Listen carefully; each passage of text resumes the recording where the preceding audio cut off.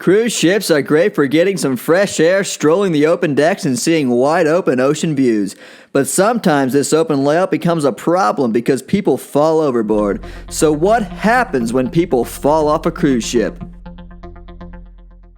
Well, people fall off cruise ships for a number of reasons, and the falls are unfortunately due to reckless or deliberate acts. The victims are generally heavily intoxicated or they purposely jump overboard. Or maybe they're leaning far too far over the edge and putting themselves at risk, lose their balance, and then fall. Either way, it's nothing to be worried about because the height of railings on passenger ships is regulated. The wind will never just blow you overboard. It's also worth noting that 22 passengers fall off cruise ships every year, while over 30 million passengers in total travel on cruise ships every year. So please don't worry about falling off cruise ships. Okay, but they fall off. What happens? Well, cruise ships are huge and they can be traveling at well over 15 knots, so people can get sucked underneath the ship after falling, or they'll remain afloat as the ship sails away into the distance. Both terrifying scenarios, but it all depends on where they fall from. Now, what happens next depends on if anyone saw it. People often go overboard late at night without anyone around to see. There have been cases where the victims end up treading water for several hours. In one instance, a woman treaded water for 10 hours before being rescued. So hopefully there are witnesses around and they alert the crew,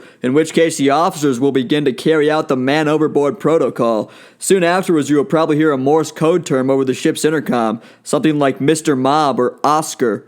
The crew will use a GPS to pinpoint the exact location of where the ship was when the passenger fell off. The captain will notify other ships in the area to help with the search, and also the local maritime authorities, such as the U.S. Coast Guard.